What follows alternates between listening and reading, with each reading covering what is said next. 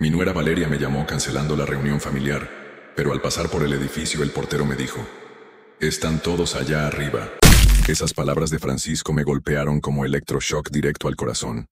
Me quedé ahí parado en 1900 en el lobby del edificio de departamentos de lujo en la Roma Norte, donde vive mi hijo Sebastián, viendo cómo el hombre que me conocía desde hace 5 años me miraba con cara de confusión, como si no entendiera por qué yo no sabía qué estaba pasando. «¿Cómo que están todos arriba, Francisco?», le pregunté, sintiendo cómo se me empezaba a hacer un nudo extraño en el estómago. Mi nuera me llamó esta mañana diciéndome que cancelaron la reunión porque mi nieta Sofía tenía fiebre alta. «No, doctor Mendoza», me respondió Francisco rascándose la cabeza con esa gorra azul que siempre trae puesta. Llegaron como a las 2 de la tarde. Don Sebastián, su esposa, la niña y también vinieron los papás de la señora Valeria. «Están todos arriba. Hasta trajeron mariachis hace rato». El piso se me volvió de gelatina. Las palabras de Francisco me resonaban en la cabeza como campanas de hospital, esas que suenan cuando alguien está muriendo. Me agarré del mostrador de mármol del lobby para no caerme, igual que cuando me dieron el primer infarto hace 3 años. Pero este dolor no era en el pecho, era en el alma. Francisco siguió hablando, pero yo apenas podía escucharlo por el zumbido que me había empezado en los oídos. «Los mariachis se fueron hace como 1 hora, doctor. Tocaron las mañanitas y todo. Se veía que era una celebración muy bonita desde acá abajo». Sebastián, mi hijo cardiólogo, el que estudió medicina siguiendo mis pasos, el que se graduó con honores de la UNAM gracias al dinero que yo ahorré trabajando turnos de 18 horas en el Hospital General durante 30 años, me había mentido. Me había dicho que Sofía estaba enferma para que yo no fuera a la reunión familiar, donde se suponía que íbamos a celebrar el ascenso de Valeria a jefa de pediatría en el hospital infantil. ¿Escuchó bien que la niña tenía fiebre?, le pregunté a Francisco, todavía con una esperanza idiota de que todo fuera un malentendido. «Para nada, doctor. La vi jugando en el jardín hace 1 hora, corriendo con su pelota rosa, feliz como siempre. Hasta me preguntó si había visto a su abuelo, porque le habían dicho que usted iba a venir». Esas últimas palabras me partieron el alma en 2. Mi nieta Sofía me había estado esperando. La niña de 7 años que cada domingo me esperaba para ir por helados al parque, que me decía: «Abuelo, cuéntame de cuando eras doctor en el hospital grande». Me había estado esperando mientras yo estaba en mi casa creyendo que estaba enferma. ¿Y qué le dijo cuando preguntó por mí? Logré preguntar con un hilo de voz. «Su mami le dijo que usted había tenido una emergencia médica y que no podía venir». La niña se puso un poco triste, pero después empezó a jugar otra vez. Una emergencia médica. Esa era la excusa que habían inventado para explicarle a mi propia nieta por qué su abuelo no había llegado a la fiesta que supuestamente se había cancelado.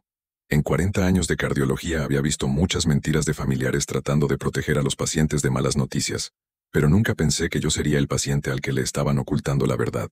«Francisco», le dije tratando de mantener la compostura que había aprendido en tantos años de dar malas noticias a familiares en el hospital, «¿usted sabe si todavía están arriba?». «Sí, doctor. Hace rato bajaron los señores mayores, los papás de la señora Valeria. Pero don Sebastián y su familia siguen ahí. Vi luces prendidas cuando llegué de mi ronda». Los papás de Valeria, esos señores que viven en las lomas del otro lado de la ciudad, que siempre se quejan de que el tráfico está muy pesado para venir a reuniones familiares, que en 5 años de matrimonio de Valeria con Sebastián, habían venido a mi casa, máximo 3 veces. Ahí habían estado, celebrando con mi hijo y mi nuera, mientras yo estaba en mi casa de la del Valle creyendo que mi nieta tenía fiebre. En ese momento entendí algo que me dolió más que cualquier diagnóstico que hubiera dado en 40 años de cardiología. Mi propia familia me había cancelado como se cancela una cita médica que ya no se necesita. Sin explicación real, solo con la excusa más fácil que se les ocurrió. Y lo peor de todo es que mi nieta, la única inocente en toda esta situación, había pagado el precio de su mentira preguntando por un abuelo que nunca llegó.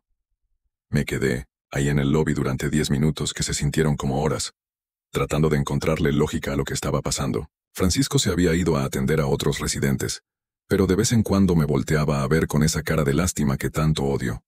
La misma cara que les ponía yo a los familiares en el hospital, cuando tenía que darles noticias que cambiarían sus vidas para siempre. ¿Por qué Valeria me habría mentido? En todos los años que llevaba casada con Sebastián, nunca me había llamado directamente para cancelar nada.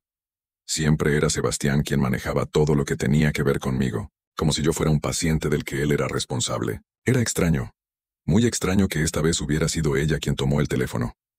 Me acordé exactamente de la llamada de esa mañana. Yo estaba desayunando huevos revueltos con frijoles, leyendo el periódico en la mesa de la cocina donde Esperanza y yo habíamos compartido miles de desayunos durante 20 años de matrimonio. El teléfono sonó a las 9:15, justo cuando estaba terminando mi segunda taza de café. «Doctor Aurelio», me había dicho Valeria con una voz que ahora, recordándola, sonaba nerviosa, como cuando los residentes me reportaban complicaciones, en cirugía. «Lamento mucho avisarle tan tarde, pero Sofía amaneció con fiebre de 39 grados. El pediatra dice que mejor cancelemos la reunión familiar para no contagiar a nadie, especialmente a usted que ya está grande». Había usado mi título profesional en lugar del suegro que siempre me decía. Y había mencionado mi edad, cosa que nunca hacía. «Especialmente a usted que ya está grande». Como si yo fuera un anciano frágil al que había que proteger de, tonto, los gérmenes. No un médico que había pasado 40 años expuesto a todas las enfermedades posibles en el Hospital General. «¿Llamaron al doctor Hernández?», le había preguntado, refiriéndome al pediatra que había atendido a Sofía desde 1907, que nació. Sí. Él fue quien nos recomendó cancelar todo. Dice que estos virus están muy fuertes ahorita y que mejor prevenir que lamentar. Había colgado muy rápido después de eso, sin darme tiempo de preguntarle si necesitaban que les llevara algo de la farmacia, sin preguntarme si quería hablar con Sofía para ver cómo se sentía, sin la cortesía básica que siempre manteníamos en nuestra relación familiar. Pero ahora Francisco me decía que la niña estaba perfectamente corriendo en el jardín, jugando con su pelota rosa, cuando había bajado la fiebre tan milagrosamente. ¿O es que nunca la había tenido? Y si nunca había estado enferma, ¿por qué inventar esa mentira específica? Subí hasta el estacionamiento del edificio, donde tengo asignado un lugar, desde que ayudé a Sebastián con el enganche del departamento hace 5 años. Mitsuru blanco del 2010 se veía tan fuera de lugar entre todas esas camionetas BMW y Mercedes-Benz que manejan los otros residentes. Desde ahí podía ver perfectamente la terraza del piso 12 donde vive mi hijo. La vista me confirmó todo lo que Francisco me había dicho. Había globos azules y blancos amarrados a las barandas de la terraza, mesas plegables con manteles blancos como los que usan en las fiestas familiares, y restos de comida en platos desechables. Efectivamente podía escuchar música, ya no de mariachi, pero sí música de fondo que salía de una bocina portátil. Vi siluetas moviéndose de un lado a otro detrás de los ventanales del departamento. Reconocí la figura alta de Sebastián con su camisa blanca de manga larga, que siempre usa en ocasiones especiales, la de Valeria con su vestido azul marino que yo le había visto puesto en la última Navidad, y la pequeña Sofía corriendo entre los adultos con un vestido amarillo que no conocía. No había ni rastro de enfermedad en los movimientos de mi nieta. Al contrario, se veía más activa que nunca, brincando y corriendo como cualquier niña de 7 años en una fiesta familiar. Incluso desde la distancia podía ver que tenía las mejillas rosadas de la emoción, no pálidas como cuando realmente está enferma. También logré identificar otras figuras que me resultaron aún más extrañas. Los padres de Valeria, don Roberto y doña Carmen, estaban sentados en unas sillas plegables en la terraza, tomando lo que parecían copas de vino. Esos señores que viven en las lomas y que siempre encuentran excusas para no venir a las reuniones familiares porque dicen que la Roma Norte les queda muy lejos y que el tráfico está insoportable. Es que ustedes no entienden lo complicado que es manejar desde las lomas hasta acá. Nos había dicho don Roberto la última vez que los invitamos a una cena familiar. Son como 2 horas con el tráfico, y nosotros ya no estamos para esos trotes. Pero ahí estaban, relajados y contentos, como si vivieran a la vuelta de la esquina. Y lo que más me dolió ver fue a mi compadre Esteban con su esposa Lupita, sentados en la mesa principal, riéndose y brindando con los demás invitados. Esteban, que había sido mi amigo desde la residencia médica, que había estado presente en el nacimiento de Sebastián, que había cargado a mi nieta cuando la bautizamos. Mi propio compadre estaba en la reunión familiar a la que supuestamente yo no podía ir porque la niña estaba enferma. ¿Cómo era posible que todos hubieran venido a una reunión que supuestamente se había cancelado por una niña enferma? ¿Y por qué nadie más me había llamado para preguntarme por qué no había llegado? En una familia normal, si el abuelo no llega a una fiesta, al menos una persona llama para saber qué pasó. Me quedé ahí sentado en mi carro durante 40 minutos, viendo la fiesta que se suponía que no existía, sintiendo cómo se me revolvía el estómago cada vez más, y cómo las manos me empezaban a temblar de una mezcla de tristeza y coraje que no había sentido desde que Esperanza murió. Había algo que no me estaban diciendo, algo grande, algo que requería que yo no estuviera presente para poder celebrarlo, y ese algo tenía que ver con el hecho de que hasta las personas que normalmente ponían excusas para no venir, habían hecho el esfuerzo de estar ahí. En 40 años de matrimonio con Esperanza, nunca había sentido esta sensación de estar siendo excluido de mi propia vida, Ni siquiera cuando ella murió y me quedé solo en la casa de la del Valle, con todas sus fotografías mirándome desde las repisas, había sentido esta soledad específica. Esta era una soledad diferente. Era la soledad de estar vivo, pero ser tratado como si fueras un fantasma que incomoda a los vivos. Mientras manejaba de regreso a mi casa por Insurgentes, tratando de procesar todo lo que acababa de ver, no podía dejar de pensar en todo lo que había hecho por Sebastián desde que nació. Todo lo que había sacrificado para que él llegara hasta donde está hoy. Cada peso que ahorré. Cada turno extra que trabajé. Cada fin de semana que no descansé para pagarle los mejores colegios de la ciudad. Me acordé del día que nació, el 15 de marzo de 1985, a las 6:37 de la mañana en el 1900 Hospital Español, donde yo tenía conocidos que me ayudaron a conseguir la mejor atención para Esperanza. Había tenido complicaciones durante el parto, presión alta y sangrado que requirió intervención inmediata, y yo mismo tuve que hablar con el director del hospital para que nos dieran prioridad en quirófano. Doctor Mendoza, me dijo el doctor Ramírez después de la operación, su hijo va a ser médico como usted, se nota desde ahorita. Lloró tan fuerte cuando nació que se escuchaba en todo el piso de maternidad. Tiene pulmones de cirujano. Los dos nos reímos con ese chiste que solo los médicos entendemos, pero en el fondo yo sabía que era cierto. Sebastián había llegado al mundo con una fuerza que prometía grandes cosas. Durante sus primeros años, cuando yo trabajaba el turno de noche en el Hospital General, y llegaba a la casa a las 7 de la mañana muerto de cansancio, Sebastián me esperaba despierto en 1900 en su cuna. Esperanza me decía, ya no quiere desayunar hasta que llegue su papá. Se queda ahí parado en la cuna, mirando la puerta, hasta que escucha tu llave.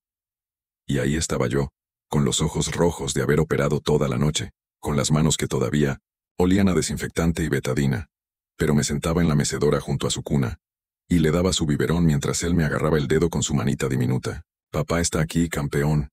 Le susurraba mientras él tomaba su leche sin dejar de mirarme con esos ojos enormes que había heredado de Esperanza. Cuando cumplió 5 años, le regalé mi primer estetoscopio. Uno viejo que ya no usaba pero que todavía funcionaba perfectamente.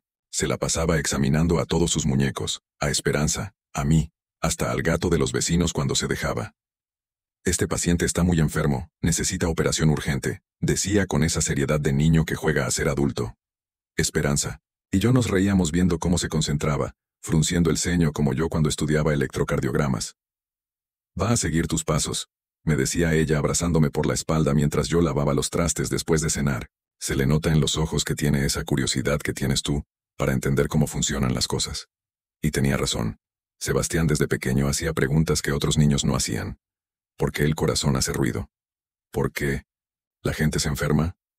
¿Cómo sabes qué medicina dar?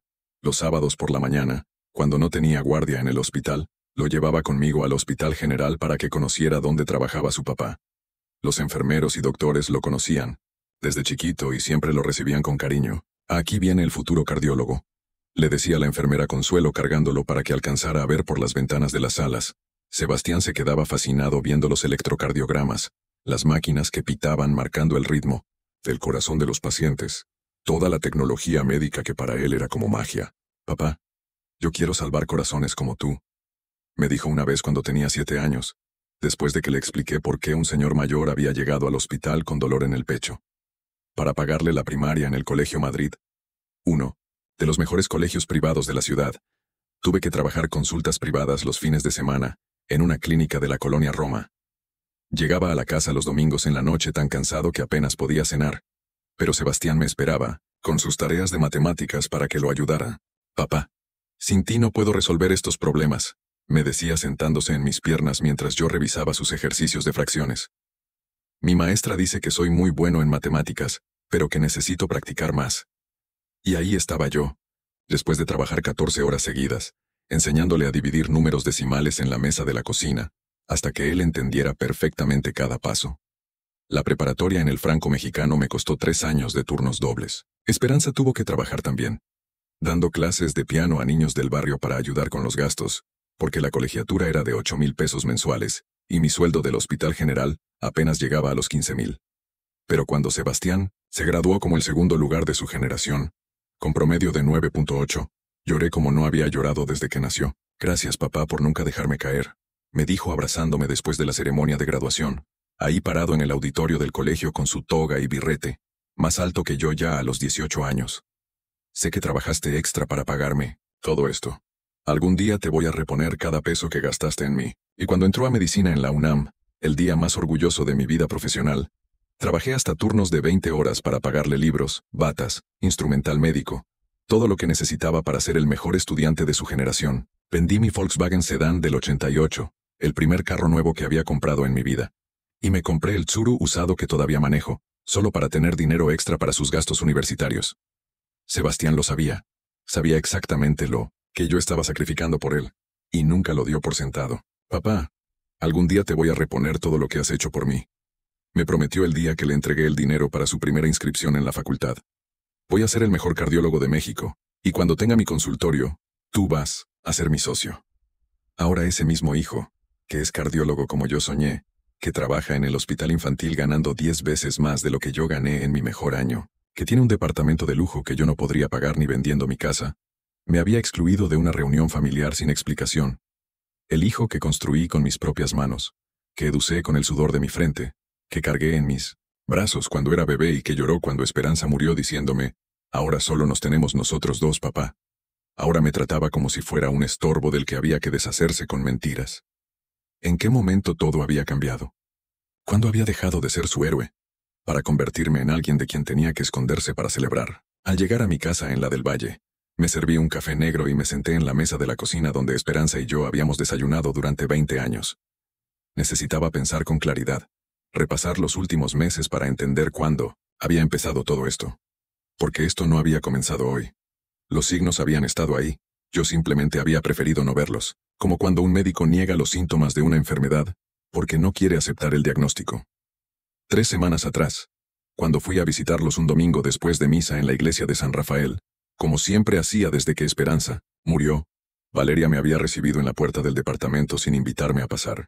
Doctor Aurelio, qué pena, pero Sebastián está en una videoconferencia muy importante con Houston, y Sofía está haciendo tarea de matemáticas.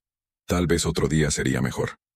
Me quedé parado en el pasillo del edificio con mi bolsa de pan, dulce de la panadería San Judas, esa que queda en la esquina de mi casa y donde he comprado conchas y orejas para los domingos familiares durante los últimos 5 años. Sentí cómo la sangre se me subía a la cara de la vergüenza, porque el señor del departamento de al lado salió justo en ese momento, y me vio ahí parado como vendedor rechazado. ¿Una videoconferencia en domingo? Le pregunté, tratando de entender. En todos mis años de medicina, las emergencias médicas no respetan horarios, pero las videoconferencias de trabajo se hacen entre semana. Sí, es que ahora Sebastián está en un proyecto muy importante de intercambio médico con Estados Unidos. Ya sabe cómo son estas cosas del trabajo. Me había respondido cerrando la puerta casi completamente, dejando solo una rendija abierta como cuando uno no quiere que entre aire frío a la casa. La semana anterior a esa, cuando los invité a comer, a mi casa el domingo como habíamos hecho durante los últimos 5 años, Sebastián me había dicho por teléfono, papá, ya no podemos seguir con esas comidas de todos los domingos. Valeria y yo tenemos compromisos sociales muy importantes. Ahora, ya entenderás cuando tengas nuestra edad. ¿Nuestra edad? Él tenía 38 años, yo 72. Como si los 34 años de diferencia fueran un abismo generacional insalvable. Como si yo fuera un abuelo senil que no podía entender las complejidades de la vida moderna. Compromisos sociales muy importantes. Nunca me había hablado así, con esa condescendencia que usaba con los pacientes que no entendían las instrucciones médicas. ¿Qué tipo de compromisos? Le había preguntado, más por curiosidad que por control. Cenas con colegas, eventos del hospital, ya sabes. Cosas de adultos jóvenes. Cosas de adultos jóvenes. Como si yo no hubiera sido adulto joven alguna vez. Como si no hubiera tenido colegas médicos. Como si no hubiera entendido la importancia de hacer networking profesional. Y hace 1 mes y medio, cuando fui al hospital infantil a visitarlo en su nueva oficina de jefe de cardiología pediátrica, para felicitarlo personalmente por su ascenso, la secretaria me había tratado como si fuera un paciente cualquiera, que había llegado sin cita. ¿Tiene cita con el doctor Mendoza? Me preguntó sin levantar la vista de su computadora, tecleando algo que parecía más importante que atender a la persona que tenía enfrente. Soy su padre, le respondí, esperando que eso cambiara su actitud. Ah, bueno, pero igual necesita cita. El doctor está muy ocupado y no puede recibir visitas espontáneas. Visitas espontáneas. Como si un padre visiting a su hijo en su lugar de trabajo fuera una intrusión inesperada y molesta. Me tuve que sentar en la sala de espera durante 2 horas y media, viendo cómo otros médicos entraban y salían de su oficina sin problemas, cómo llegaban colegas que la secretaria recibía con sonrisas, y los hacía pasar inmediatamente. El doctor González lo está esperando. El doctor Ramírez, pase por favor. Pero para el padre del doctor Mendoza solo había. Ahorita lo recibe, tenga paciencia.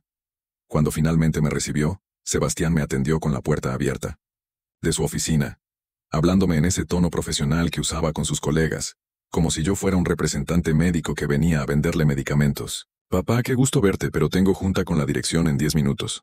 ¿Era algo urgente? Urgente. Como si un padre necesitara una emergencia para justificar su presencia en la vida de su hijo. Como si felicitarlo por su ascenso fuera una pérdida de tiempo que había que minimizar. Solo venía a felicitarte por la jefatura. Estoy muy orgulloso de ti, le dije, tratando de encontrar en sus ojos al niño que me había prometido ser el mejor cardiólogo de México. Ah, sí, gracias. Sí, está muy bien. El sueldo está excelente y las oportunidades de crecimiento también. Hablaba de su ascenso como si fuera una transacción comercial, no como el sueño que habíamos construido juntos desde que él tenía 5 años. Me acordé también de la Navidad pasada, cuando llevé los regalos para Sofía a su casa. Una bicicleta rosa que había visto en una tienda, y que sabía que le iba a encantar, y un kit de doctor de juguete porque ella siempre me decía que quería ser doctora como su abuelo y su papá. Valeria había recibido los regalos sin abrirlos delante de mí, como si fueran paquetes sospechosos que había que revisar antes de entregarle a la niña. Los va a abrir en la mañana de Navidad, me dijo poniéndolos en un rincón del departamento detrás del sofá, como si los quisiera esconder. En todos los años anteriores, desde que Sofía tenía uso de razón, ella abría sus regalos conmigo, presente, sentada en mis piernas en la sala de mi casa o en la suya, gritando de emoción con cada juguete, abrazándome y diciéndome, gracias, abuelo, está padrísimo. Pero esa Navidad no hubo gritos de emoción, no hubo abrazos, no hubo gracias, abuelo. Y la vez que sugerí que podríamos hacer un viaje familiar a Acapulco para Semana Santa, como hacíamos cuando Sebastián era niño, y rentábamos un departamento, frente al mar donde pasábamos una semana completa jugando en la playa, Valeria había puesto los ojos en blanco como adolescente molesta. Doctor Aurelio, nosotros ya no vamos a hoteles de 3 estrellas en playas populares. Nuestro nivel económico nos permite otros destinos más exclusivos. Había pronunciado la palabra exclusivos como si fuera medicina cara, que yo no podía permitirme. Sebastián no había dicho nada para contradecirla. Se había quedado callado limpiando sus anteojos como hace cuando está incómodo, pero no. ¿Quiere confrontar? ¿Qué tipo de destinos? Le había preguntado genuinamente curioso. Pues Cancún, Playa del Carmen, resorts todo incluido. Lugares donde Sofía pueda convivir con niños de su mismo nivel social. Su mismo nivel social, como si los niños se dividieran en categorías económicas, como si mi nieta fuera demasiado refinada para jugar en las mismas playas, donde su papá había sido feliz durante toda su infancia. Pero lo que más me dolía era cómo Sebastián había empezado a presentarme con sus nuevos amigos médicos, en las pocas ocasiones sociales a las que todavía me invitaba. Él es mi papá, doctor jubilado del Hospital General, decía, como si trabajar en el Hospital General fuera algo de lo que avergonzarse. Como si los 30 años que pasé ahí salvando vidas de gente humilde, atendiendo infartos de taxistas y comerciantes, operando emergencias de madrugada sin cobrar honorarios extras, fueran un capítulo embarazoso de la familia que había que mencionar rápido, para quitárselo de encima y pasar a temas más importantes. Mi papá ya está jubilado, ya no ejerce, agregaba siempre, como si estar jubilado fuera sinónimo de estar muerto profesionalmente. Como si los conocimientos médicos se desvanecieran con la edad, como si la experiencia no tuviera valor en el mundo de la medicina moderna. Ahora, sentado en mi cocina, viendo el teléfono que no había sonado en todo el día, entendí que la reunión familiar de hoy había sido solo la gota que derramó el vaso. Llevaban meses apartándome gradualmente de sus vidas, tratándome como si fuera un pariente incómodo del que había que deshacerse con delicadeza pero con firmeza. Cada excusa, cada otro día será mejor, cada ya entenderás cuando tengas nuestra edad. Había sido parte de un plan más grande para acostumbrarme a vivir sin ellos, para que cuando llegara el momento de la separación definitiva, no fuera tan abrupto, no doliera tanto, no generara conflictos familiares que pudieran afectar su nueva vida social. La pregunta que me atormentaba era, ¿por qué? ¿En qué momento me había convertido en una vergüenza para el hijo que yo mismo había formado? ¿Qué había hecho mal como padre para merecer este trato? ¿O era simplemente que mi existencia ya no encajaba en la nueva imagen que Sebastián y Valeria querían proyectar de sí mismos? A las 8:15 de la noche sonó el teléfono. Era mi compadre Esteban, y su voz sonaba diferente como cuando un médico tiene que dar una noticia que no quiere dar, pero que es necesaria para el bienestar del paciente. Aurelio, hermano, necesito hablar contigo urgentemente. ¿Puedo pasar a tu casa ahorita mismo? Es muy importante. Claro, compadre. ¿Está todo bien? ¿Pasó algo en la reunión? Hubo un silencio largo antes de que respondiera. Es precisamente de eso de lo que tengo que hablarte. Llego en 15 minutos. Llegó a mi casa con una botella de tequila herradura, y esa cara que ponen los hombres cuando van a destrozarte la vida con la verdad. Se veía agotado, como si hubiera envejecido 10 años en las últimas horas. Se sentó en la sala donde Esperanza solía tejer mientras veía sus telenovelas, y se sirvió un tequila doble sin preguntarme si quería uno. Compadre, me dijo después de tomarse el tequila de un trago. Lo que te voy a decir te va a doler más que cualquier cirugía que hayas hecho en tu vida. Pero tienes derecho a saberlo. No puedo llegar a mi casa y dormir tranquilo sabiendo lo que sé. Se sirvió otro tequila, pero este no se lo tomó. Solo lo sostuvo en las manos, mirándolo como si fuera una medicina amarga que tenía que beber. La reunión de hoy no era para celebrar el ascenso de Valeria al hospital infantil. Eso ya se había celebrado hace 2 semanas en un restaurante caro de Polanco, sin ti. La reunión de hoy era para anunciar que Sebastián y ella se van a vivir a Estados Unidos. El mundo se me vino encima como edificio derrumbándose en terremoto. Las palabras de Esteban me golpearon en el pecho como electroshock mal aplicado, de esos que pueden matar a un paciente en lugar de salvarlo. Las manos me empezaron a temblar igual que cuando perdí mi primer paciente en el Hospital General. Un niño de 7 años que no logré salvar de un defecto cardíaco congénito. Sebastián consiguió trabajo en el Hospital Infantil de Los Ángeles, en California. Siguió Esteban con voz quebrada. Un puesto de cardiólogo pediatra senior con un sueldo de $300,000 al año. Se van en 2 meses, en cuanto terminen todos los trámites de visa. Cada palabra era como bisturí cortándome por dentro. Pero Esteban siguió hablando porque sabía que tenía que contarme todo de una vez, como cuando arrancas una curita. Rápido para que duela menos. Pero eso no es lo peor, compadre. Lo peor es la razón por la que no te dijeron nada. La razón por la que te excluyeron de la reunión. Se tomó el segundo tequila, y me miró directamente a los ojos con esas lágrimas que solo salen cuando un hombre ya no puede aguantar más. Valeria les dijo a todos los invitados delante de tu compadre, delante de los padres de ella, delante de Sofía, que tú eres una carga emocional y económica que no pueden llevarse a Estados Unidos, que ya estás muy viejo para entender su nueva realidad social y profesional. Se me revolvió el estómago como si hubiera tragado ácido de batería. Tuve que agarrarme del sillón para no caerme, sintiendo cómo todo el departamento daba vueltas como si estuviera en pleno infarto. Dijo que necesitan hacer un corte generacional limpio, para que Sebastián pueda crecer profesionalmente sin el peso del pasado. Que allá en Los Ángeles podrían reinventarse como familia moderna, sin ataduras del México tradicional. ¿Y, Sebastián? Logré preguntar con un hilo de voz. ¿Qué dijo Sebastián cuando ella habló así de mí? Esteban bajó la cabeza y se sirvió un tercer tequila antes de responder. Sebastián no dijo nada cuando ella habló así de ti, hermano. Se quedó callado, como dándole la razón. Hasta sonrió cuando ella dijo que en Estados Unidos tendrían oportunidades que México no puede ofrecer a personas de su calibre profesional. En ese momento, entendí todo con la claridad brutal que viene cuando un médico finalmente identifica la enfermedad que ha estado matando al paciente. La exclusión gradual, las mentiras, los desprecios, las excusas. Todo había sido parte de un plan calculado para acostumbrarme a vivir sin ellos, para que su partida no fuera tan abrupta, para que el golpe final no me destrozara de un solo tajo. Me habían estado matando lentamente, como anestesia mal dosificada, para que cuando llegara el momento de la separación definitiva, ya estuviera tan anestesiado que no sintiera el corte final. ¿Y Sofía? Pregunté con la voz quebrada. ¿Qué va a pasar con Sofía? A la niña le dijeron que el abuelo está muy ocupado con sus cosas de doctor jubilado, y que por eso no puede venir a las reuniones familiares. Valeria le prohibió que te llame por teléfono porque necesita acostumbrarse a vivir sin depender emocionalmente del abuelo. Esas palabras me partieron el alma en pedazos más pequeños. Mi nieta, la niña que me preguntaba sobre el corazón humano, que me decía, abuelo, cuando sea grande voy a ser doctora como tú, había sido programada para olvidarme gradualmente. Valeria dijo que en Estados Unidos, Sofía va a ir a colegios donde todos los niños tienen padres profesionales exitosos, y que tener un abuelo del viejo México podría confundirla sobre su verdadera identidad social. Ahí estaba la respuesta. A todo. No era que me hubieran dejado fuera de una reunión familiar, me habían dejado fuera de la vida de mi nieta, de mi hijo, de todo lo que había construido en 72 años de existencia. Y lo habían hecho con la frialdad de una operación quirúrgica, cortando uno por uno todos los lazos que me conectaban con ellos. Mi propio hijo, el que lloró en mis brazos cuando Esperanza murió diciéndome, ahora solo quedamos nosotros dos, papá. El que me prometió que nunca me dejaría solo como otros hijos hacen con sus padres viejos.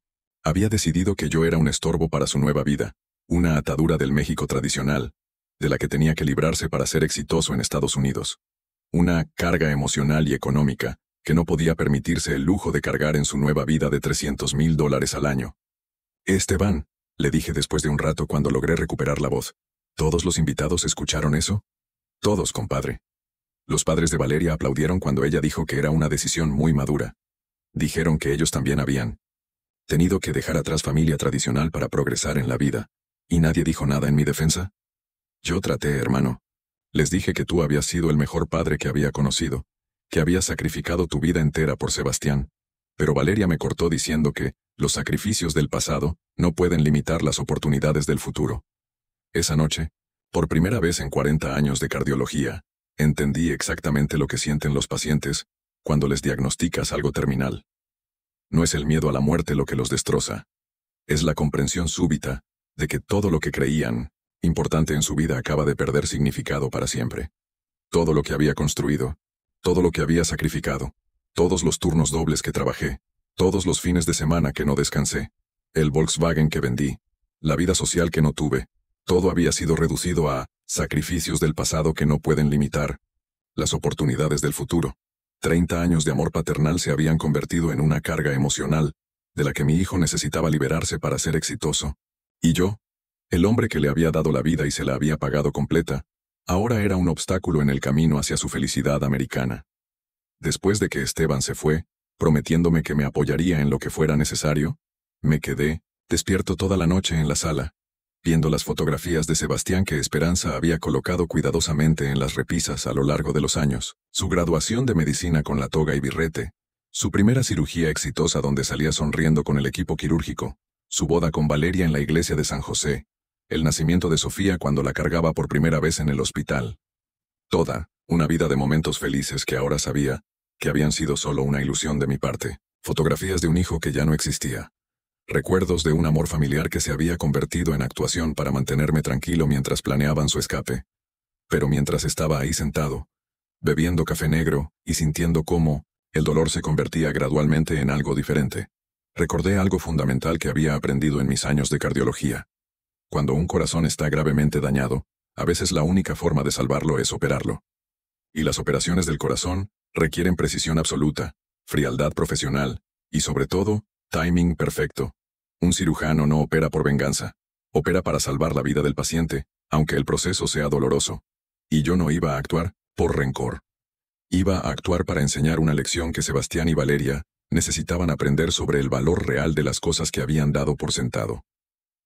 En los cajones de mi escritorio, el mismo escritorio de madera donde había estudiado, para todos mis exámenes médicos durante la carrera, guardaba documentos que Sebastián probablemente había olvidado que existían. Papeles que habían estado ahí durante años, esperando pacientemente el momento en que los necesitara.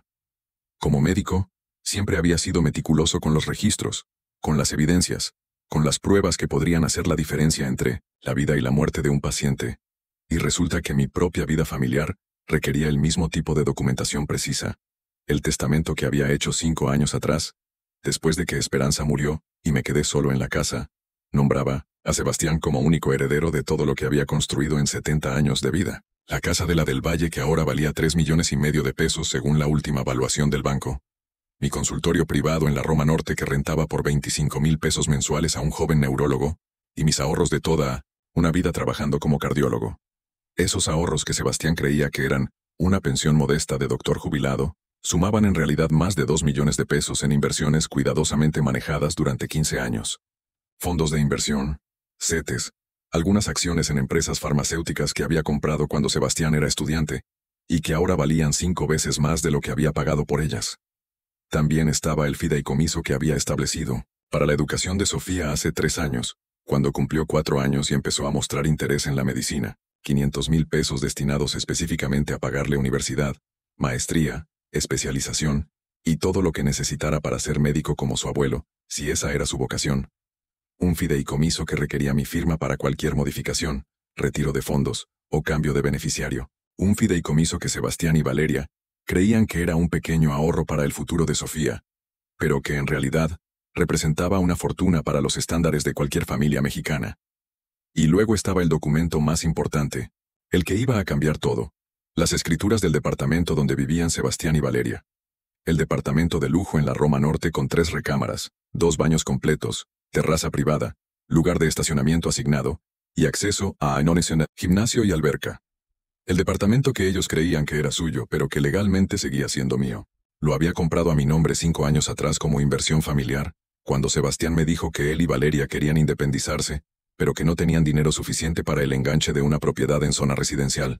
Papá, si nos ayudas con esto, te prometo que algún día te lo vamos a reponer con intereses, me había dicho Sebastián cuando le mostré el departamento que había encontrado. Es perfecto para empezar nuestra vida familiar, y cuando tengamos más dinero ahorrado, te compramos tu parte. Yo había puesto los 3 millones de pesos del enganche completo, más los gastos notariales, más el avalúo, más todos los trámites legales. Ellos pagaban una renta simbólica de 5,000 pesos mensuales, creyendo que era un apoyo temporal mientras ahorraban para comprar su propia casa. Nunca les había dicho que el departamento ya era prácticamente su casa. Había preferido mantenerlo como sorpresa para cuando Sebastián cumpliera 40 años. Iba a ser mi regalo de cumpleaños, entregarle las escrituras y decirle: hijo, esta casa ha sido tuya desde siempre, solo esperaba el momento perfecto para dártela oficialmente. Ahora ese momento perfecto había llegado, pero no como yo había planeado durante 5 años de ilusiones familiares. Durante 40 años tratando pacientes terminales en el Hospital General, había aprendido que hay 2 tipos de personas cuando reciben el diagnóstico final: las que se rinden inmediatamente y esperan la muerte con resignación, y las que deciden luchar hasta el último aliento, aprovechando cada recurso disponible para sobrevivir. Yo nunca había sido de los que se rinden. No cuando perdí mi primer paciente, no cuando Esperanza se enfermó de cáncer, no cuando me dijeron que tenía que jubilarme porque ya era muy viejo para las guardias nocturnas, y no iba a rendirme ahora que mi propia familia había decidido que yo era una carga emocional prescindible. Sebastián y Valeria habían calculado muy mal la situación. Habían asumido que yo era solo un viejo médico jubilado, con una pensión modesta del ICCSST y una casa vieja en la del Valle que valía lo normal para un doctor retirado. No sabían que durante todos estos años había sido más que su padre y abuelo. Había sido su benefactor anónimo, su red de seguridad económica silenciosa, su respaldo financiero invisible en todo lo que habían logrado. Sin saberlo, habían estado viviendo una vida subsidiada por el mismo hombre, al que ahora llamaban carga económica. La diferencia entre un buen médico y un gran médico no está en cuánto sabes de medicina, sino en cuándo decides actuar con precisión quirúrgica. Y después de toda una noche pensando, analizando la situación como si fuera un caso clínico complejo, sabía exactamente cuándo y cómo era el momento de actuar. Mañana lunes tenía cita a las 10 de la mañana con mi abogado, el licenciado Morales, para revisar unos documentos de rutina sobre mis inversiones. Pero ahora esa cita iba a tener un propósito completamente diferente. Iba a operarle el corazón a mi propia familia, y como cualquier cirugía cardíaca, requería que el cirujano mantuviera las manos firmes y la mente fría, sin importar cuánto amara al paciente que estaba sobre la mesa de operaciones. El lunes por la mañana llegué puntual a las 10 en 1900, punto al despacho del licenciado Morales en Polanco, en esa torre de oficinas donde trabajan los abogados que manejan patrimonios importantes. Había sido el abogado de la familia durante 15 años, desde que compré el consultorio en la Roma Norte, y necesité ayuda legal para establecer mi práctica privada. Un hombre discreto, profesional, que entendía que a veces las decisiones más importantes en la vida de una familia se toman en silencio, sin dramas innecesarios, pero con consecuencias definitivas. Doctor Mendoza, me saludó con esa formalidad que siempre mantenía, levantándose de su escritorio para estrecharme la mano. Qué gusto verlo. Se ve usted muy bien. ¿En qué puedo ayudarlo el día de hoy? Licenciado Morales, necesito hacer modificaciones importantes y urgentes a mi testamento, revisar algunos contratos de propiedad y preparar documentos legales específicos. Es un asunto delicado que requiere discreción absoluta. Le expliqué la situación completa sin emociones, como si estuviera presentando un caso clínico a un colega médico, los hechos puros, sin interpretaciones ni sentimientos. La mentira sobre la nieta enferma, la reunión secreta de la que me excluyeron, los planes de mudarse a Estados Unidos sin decirme nada durante meses de preparativos, y las palabras exactas que había usado Valeria para describirme delante de toda la familia. El licenciado Morales tomó notas con la misma seriedad meticulosa con que yo había tomado notas durante 40 años de consultas médicas. Cuando terminé mi explicación, se quedó callado un momento, ordenando los papeles sobre su escritorio, procesando la información como abogado experimentado que ha visto muchas tragedias familiares. Doctor, entiendo perfectamente su situación y las razones de su decisión. Como su abogado, debo informarle que estas modificaciones son legalmente irreversibles una vez firmadas.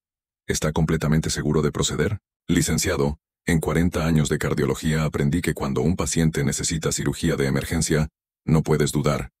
Tienes que actuar con precisión, aunque la operación sea dolorosa para todos los involucrados. Entendido, doctor. ¿Qué modificaciones específicas necesita hacer? Primero, quiero cambiar completamente los beneficiarios de mi testamento. Sebastián queda excluido de cualquier herencia directa. Todo mi patrimonio va a quedar en un fideicomiso para Sofía, que solo podrá acceder a los fondos cuando cumpla 25 años y haya completado una carrera universitaria. Perfecto. ¿Y el departamento de la Roma Norte donde viven actualmente? Ahí viene lo más importante, licenciado. Quiero terminar inmediatamente el contrato de renta que tienen Sebastián y Valeria. Legalmente, son inquilinos de mi propiedad. Quiero que se les notifique oficialmente que tienen 30 días para desocupar la propiedad. El licenciado Morales levantó una ceja con sorpresa profesional.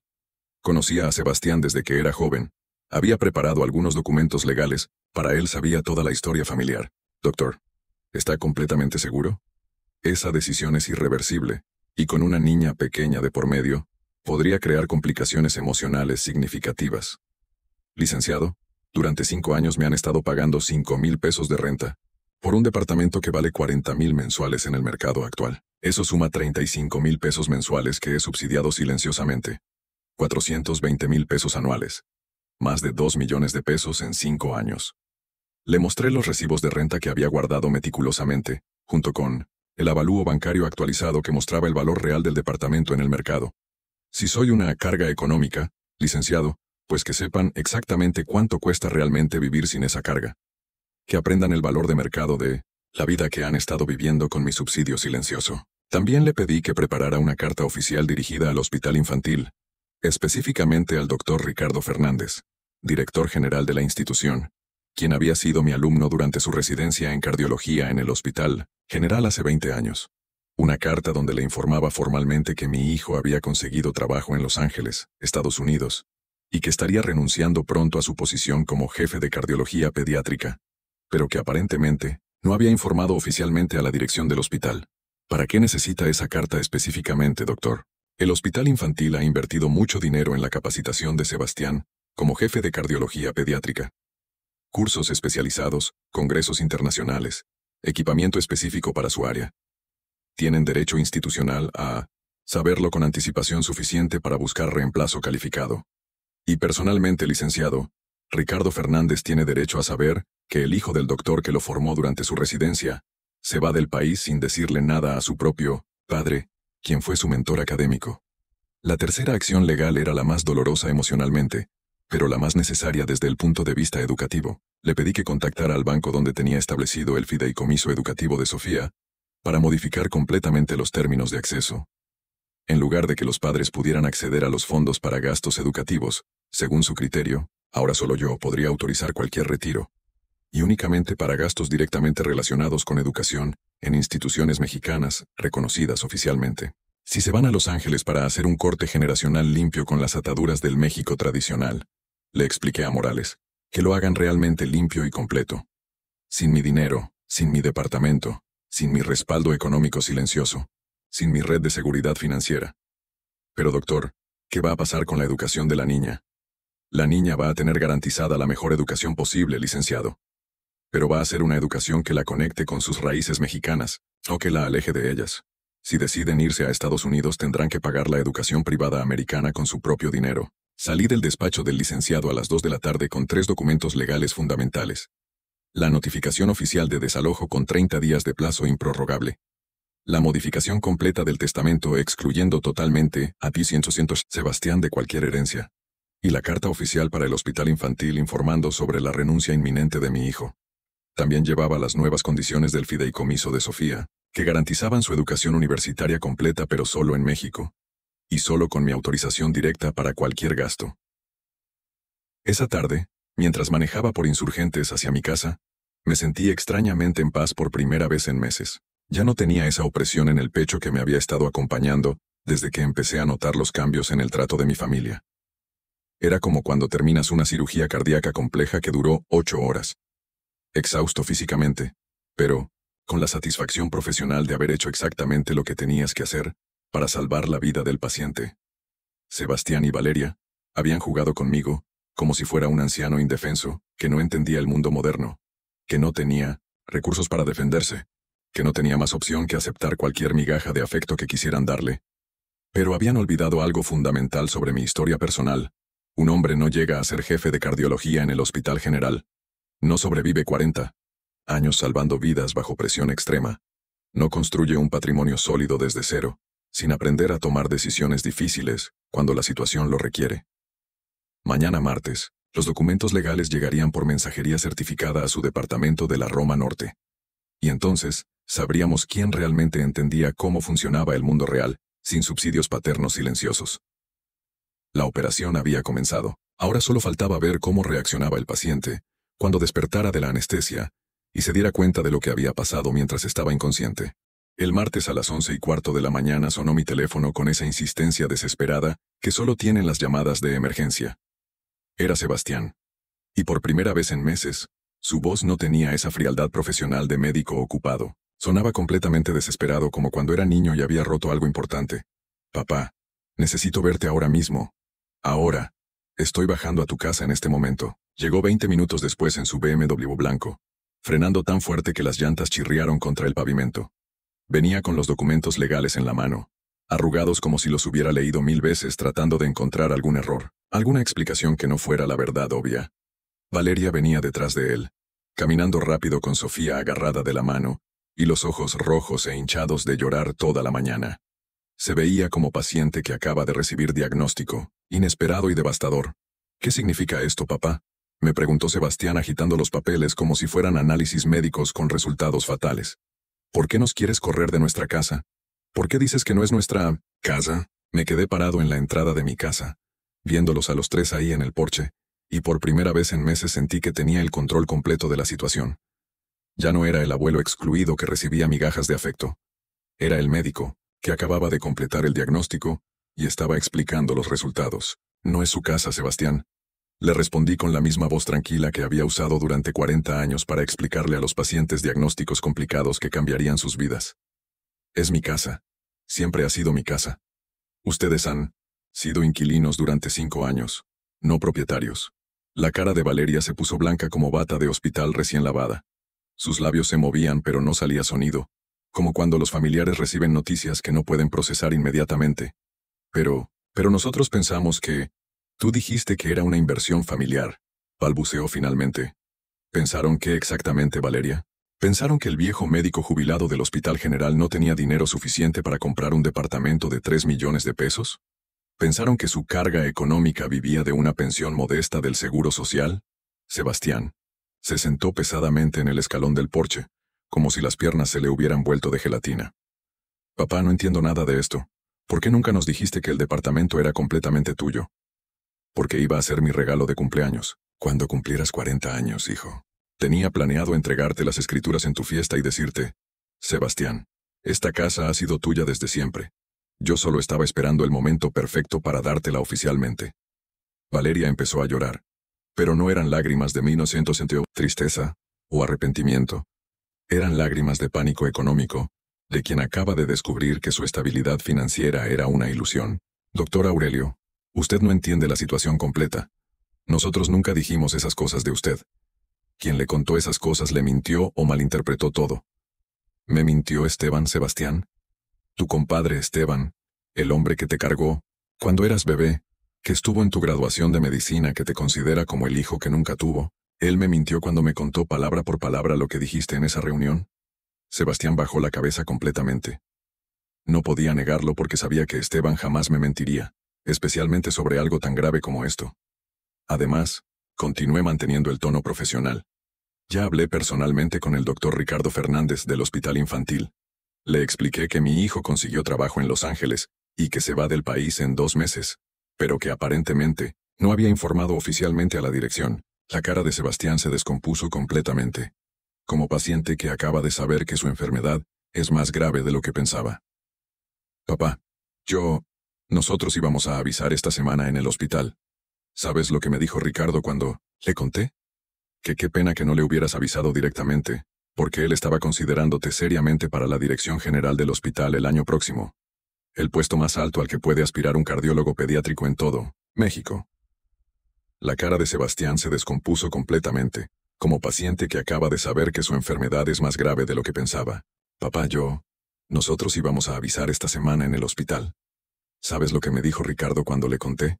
Que qué pena que no le hubieras avisado directamente, porque él estaba considerándote seriamente para la dirección general del hospital el año próximo. El puesto más alto al que puede aspirar un cardiólogo pediátrico en todo México. Sebastián cerró los ojos como si le hubiera dado un golpe físico.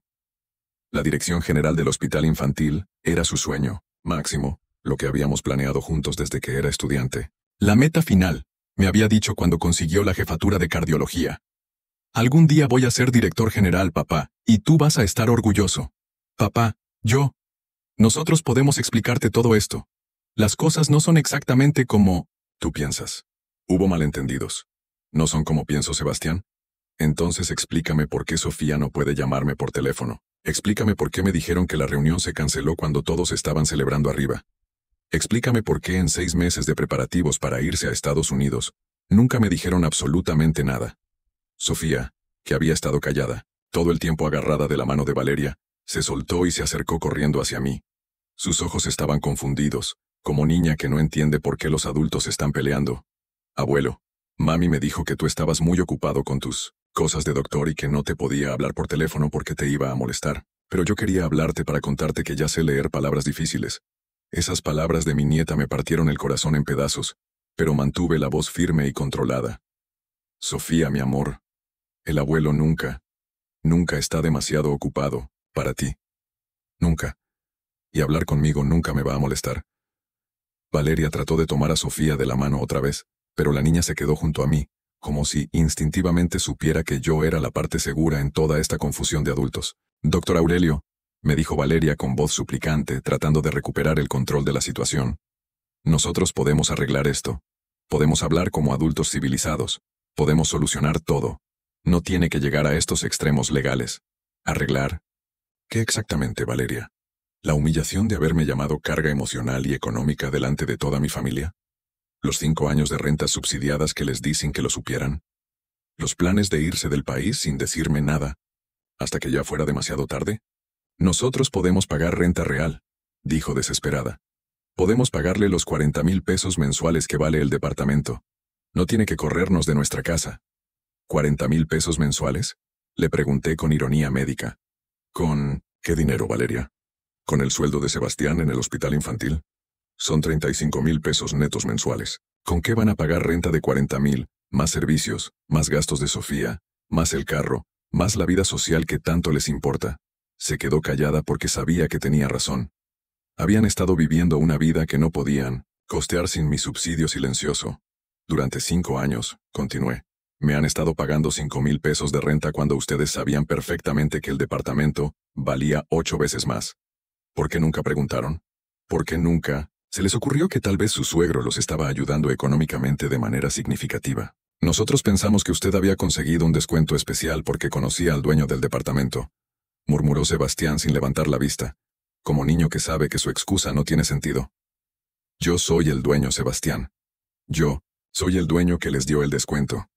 Y el descuento que consiguieron durante 5 años se llama amor de padre. Pero resulta que ese amor de padre es una atadura del México tradicional, que no pueden llevarse a Estados Unidos. En ese momento llegó mi compadre Esteban en su camioneta Ford, estacionándose justo detrás del BMW de Sebastián. Se bajó, con cara seria, y caminó hacia nosotros con esa determinación que solo tienen los hombres cuando van a defender a un amigo. Sebastián, le dijo con voz dura, sin saludarlo. Acabo de venir del hospital infantil. El doctor Fernández me contó que tu papá le avisó personalmente de tu renuncia. ¿Es cierto que te vas a Los Ángeles sin decirle nada a tu propio padre durante meses de preparativos? Sebastián no pudo responder. Se quedó ahí sentado en el escalón, con la cabeza agachada como adolescente regañado, después de una travesura grave. Compadre Esteban, le dije manteniendo el control total de la situación. Sebastián y Valeria necesitan exactamente 30 días para encontrar dónde vivir. El departamento donde han estado durante 5 años, lo necesito yo para otros propósitos más importantes. ¿Cuáles otros propósitos?, preguntó Valeria con desesperación creciente en la voz. Voy a rentarlo en el mercado inmobiliario real. 40,000 pesos mensuales que voy a depositar directamente en el fideicomiso educativo de Sofía. Para Amiro, cuando cumpla 25 años y pueda decidir por sí misma si quiere estudiar medicina en México, en Estados Unidos, o donde ella elija con su propio criterio. La cara de Sebastián se descompuso aún más cuando procesó las implicaciones completas. Papá, me estás quitando toda la herencia. No te estoy quitando nada que sea tuyo, hijo. Te estoy dando exactamente lo que pediste. Un corte generacional limpio y completo, sin ataduras del México tradicional, sin cargas emocionales, sin el peso económico del pasado. Sofía, que había estado escuchando toda la conversación sin entender completamente la gravedad de la situación, me jaló la camisa con esa insistencia que tienen los niños cuando quieren atención de los adultos. Abuelo, ¿ya no vamos a vivir en la casa bonita con la alberca? Se me partió el corazón viendo la confusión total en los ojos de mi nieta, pero mantuve la voz firme y cariñosa. Mi amor, tus papás van a buscar una casa nueva donde vivir. Y el abuelo va a seguir siendo tu abuelo para siempre, pase lo que pase. Pero mami dice que no te puedo hablar por teléfono porque estás muy ocupado. Valeria se puso roja de vergüenza y coraje. Sofía, cállate ya. Los adultos están hablando. No, Valeria, le dije con firmeza absoluta. No le digas que se calle. Déjala hablar libremente. Sofía, mi amor, ¿tú quieres hablar con tu abuelo por teléfono cuando tengas ganas? Sí, abuelo. Extraño muchísimo nuestras pláticas de los domingos. Quiero contarte que ya estoy aprendiendo a leer libros de doctores. Me arrodillé para quedar a su altura, y la abracé con toda la ternura que había estado guardando durante momentos meses de exclusión forzada. Pues vas a poder hablar conmigo todos los días si quieres, mi amor. Nadie, absolutamente nadie, te puede prohibir que hables con tu abuelo que te ama. Sebastián finalmente levantó la vista, con los ojos llenos de lágrimas de desesperación. Papá, todavía podemos arreglar toda esta situación.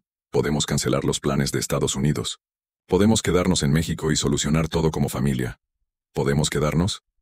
¿En qué casa exactamente, Sebastián? Porque mi departamento lo necesito yo ahora para generar ingresos reales.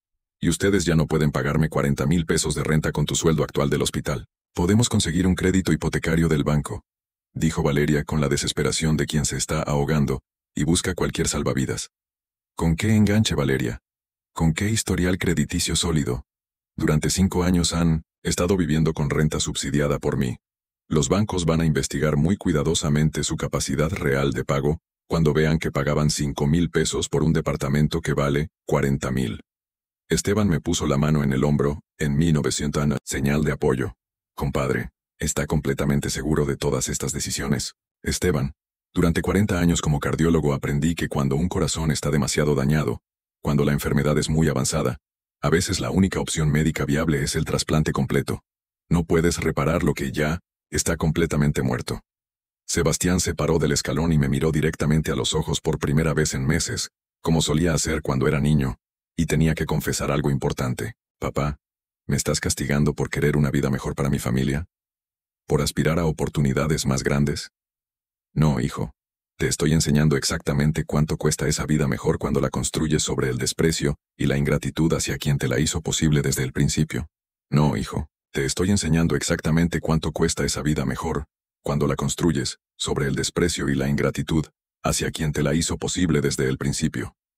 Esas palabras quedaron flotando en el aire, como diagnóstico terminal que nadie quiere escuchar pero que es imposible de negar.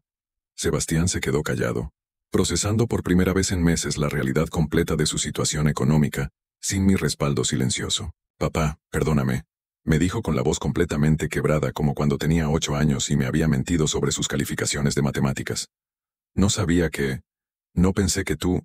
Yo creí que el departamento era realmente nuestro. ¿Creíste? ¿Qué exactamente, Sebastián? ¿Creíste que tu padre era tan tonto que iba a regalarle 3 millones de pesos a su hijo, y luego quedarse callado viendo cómo ese mismo hijo lo trataba como estorbo? ¿Creíste que no me iba a doler que ustedes planearan irse del país sin decirme absolutamente nada? Valeria se limpió las lágrimas con la manga del vestido, y trató de recuperar algo de compostura profesional.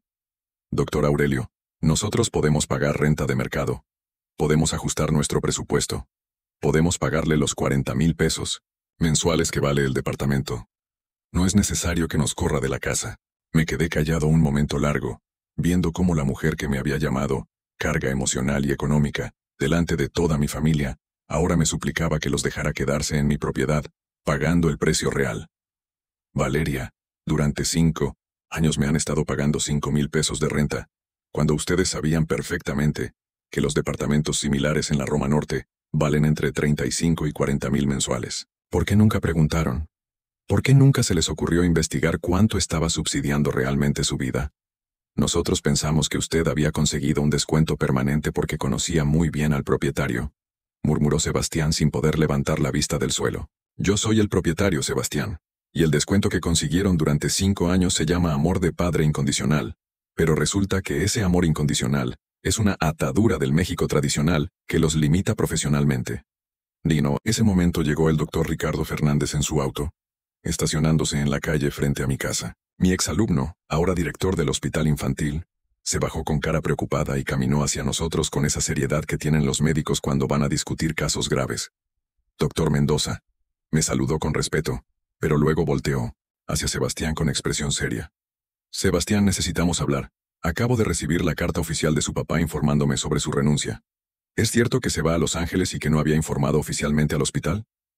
Sebastián se puso pálido como paciente antes de cirugía. Doctor Fernández, íbamos a informar oficialmente esta semana. Todo pasó muy rápido.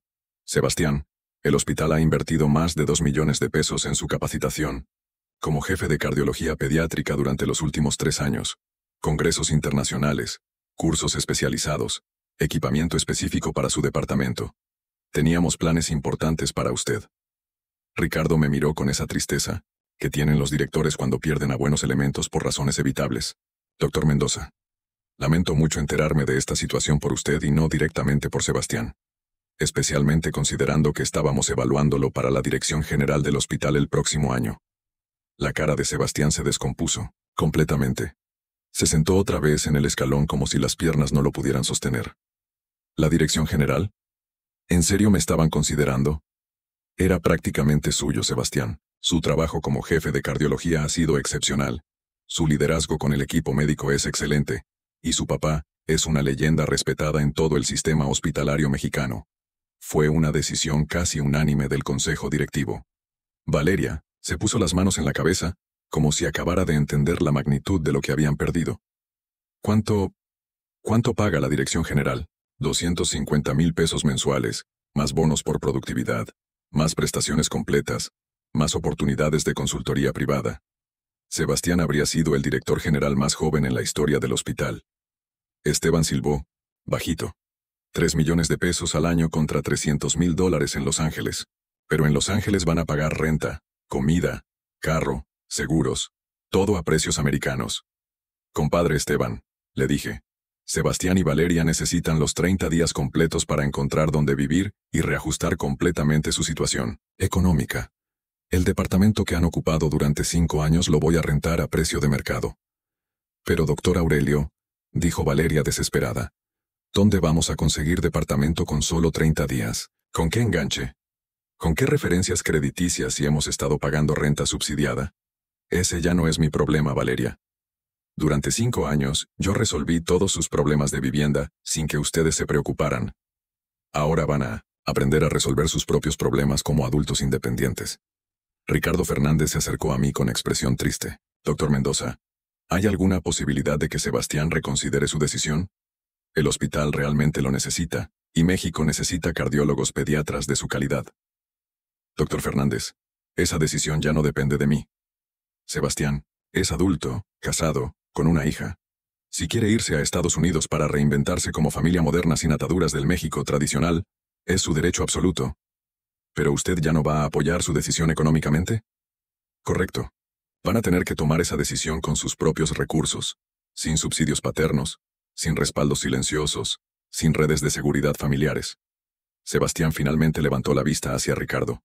Doctor Fernández, ¿todavía hay posibilidad de cancelar Los Ángeles y quedarme en el hospital? Ricardo lo miró con esa expresión que tienen los médicos cuando evalúan si un paciente todavía se puede salvar.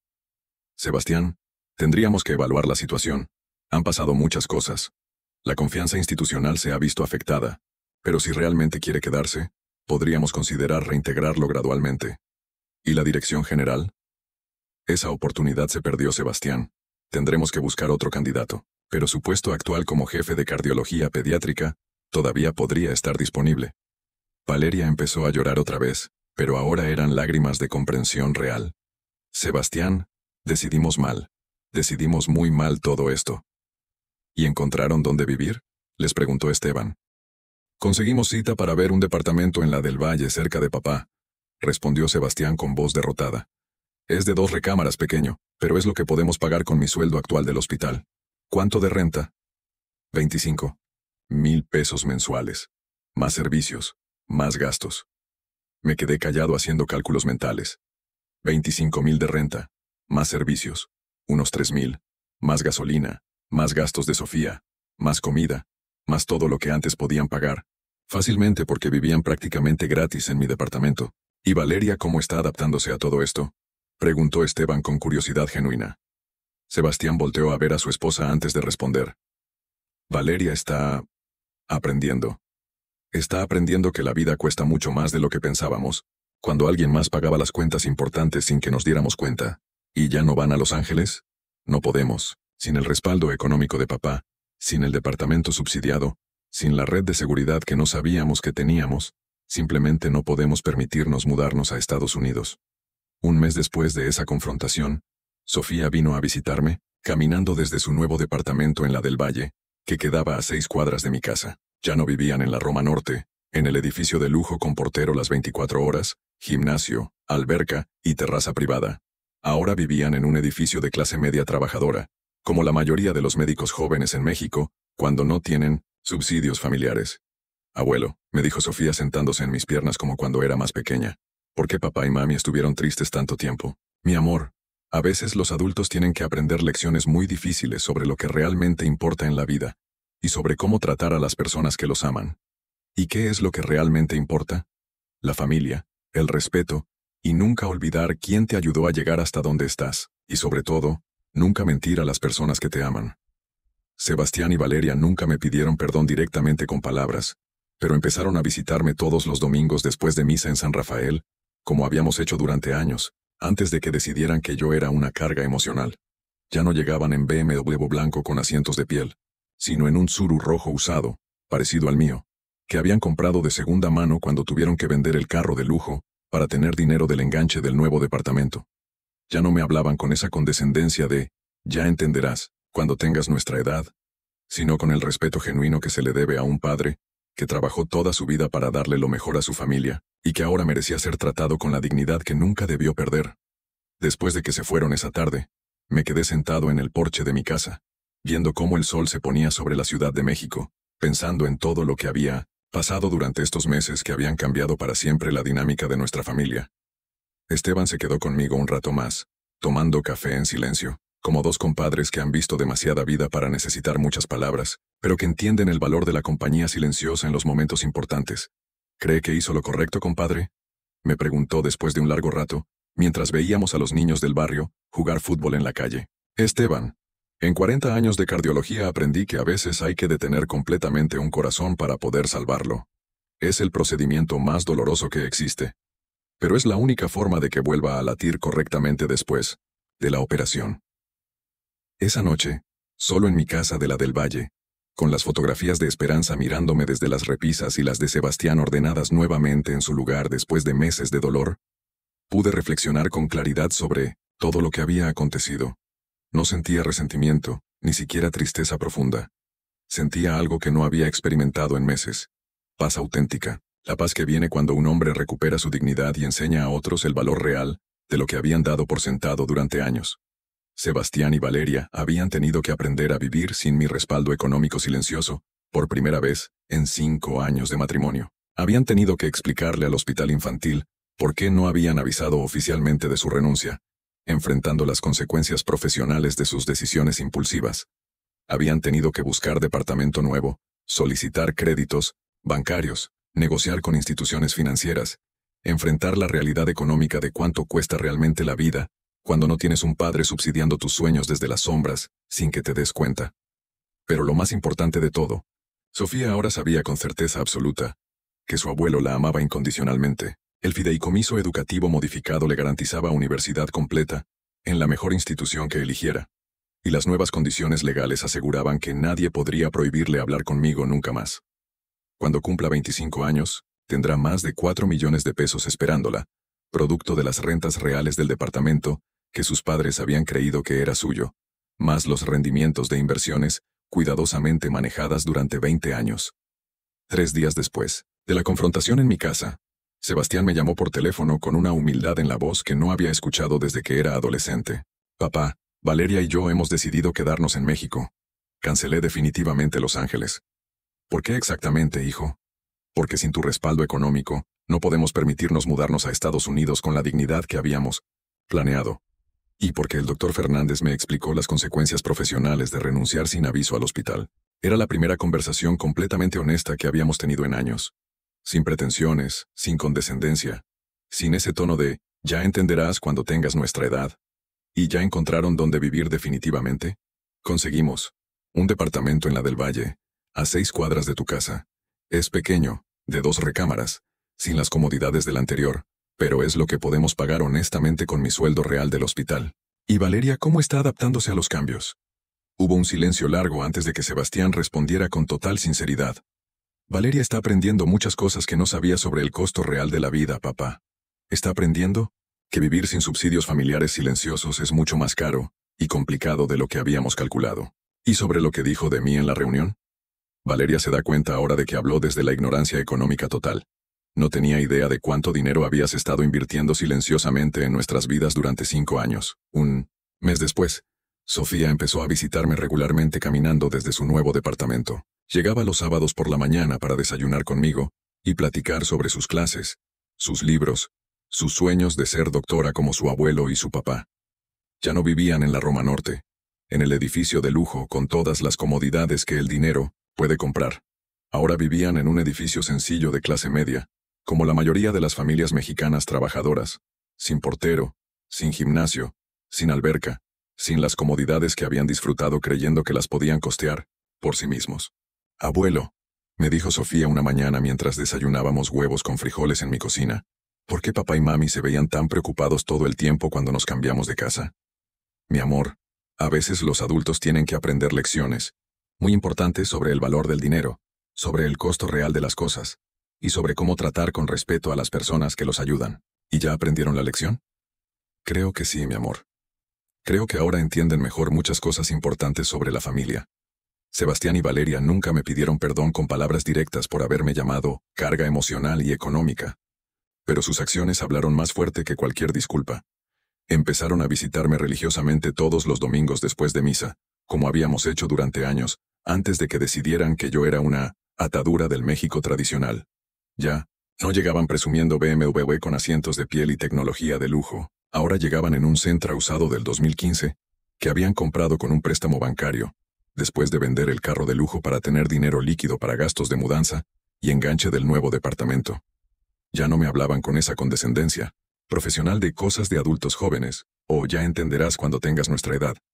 Ahora me consultaban sobre decisiones financieras importantes, me pedían consejos sobre cómo manejar presupuestos familiares, y me trataban con el respeto auténtico que se le debe a un padre que trabajó 40 años para construir un patrimonio sólido. Y cuando Sofía cumplió 8 años el pasado marzo, en lugar de hacer una fiesta cara en un salón de eventos de Polanco, como habían hecho el año anterior, la celebramos en mi casa de la del Valle, con mole poblano que preparé yo mismo siguiendo la receta de Esperanza, y mariachi de 4, músicos que contratamos entre todos. Fue la primera vez en años que nos sentimos como familia real, auténtica, sin pretensiones económicas falsas, sin actuaciones sociales, sin roles artificiales, solo abuelo, padre, madre e hija, celebrando un cumpleaños con amor genuino en lugar de dinero prestado. Al final de todo este proceso doloroso pero necesario, entendí que no se había tratado nunca de venganza personal. Se había tratado de enseñar una lección fundamental que Sebastián y Valeria necesitaban aprender sobre el valor real de la familia, sobre el costo verdadero de la vida, y sobre las consecuencias de tratar con desprecio a quien te ha dado todo. Y la lección más importante, que la dignidad de un hombre no se negocia, ni siquiera por conservar el amor de quienes más ama en la vida. A veces, Amar a alguien significa enseñarle que tú también mereces ser amado con respeto, consideración y gratitud. Como me enseñó mi padre hace muchos años, cuando yo era joven y creía que la vida me lo debía todo. Hijo, un hombre puede perder todo lo material que ha construido en la vida, pero si conserva su dignidad y el respeto por sí mismo, siempre puede volver a empezar y construir algo mejor. En 40 años de cardiología, había salvado miles de corazones enfermos, pero esta vez había tenido que operar el corazón más importante de todos, el de mi propia familia. Y aunque la cirugía había sido dolorosa para todos los involucrados, el paciente había sobrevivido, y ahora latía con un ritmo más fuerte y más honesto. ¿Te ha pasado algo parecido en tu familia? ¿Has sentido que no valoran los sacrificios que has hecho por ellos? ¿Conoces a algún padre o abuelo que haya vivido una situación similar? Comparte tu experiencia en los comentarios, porque estas historias nos enseñan a todos el valor real de la familia. Si esta historia te llegó al corazón y te hizo reflexionar sobre la importancia de tratar con dignidad a nuestros padres y abuelos, compártela con alguien que necesite escucharla. Y suscríbete para más historias que tocan el alma y nos recuerdan lo que realmente importa en la vida.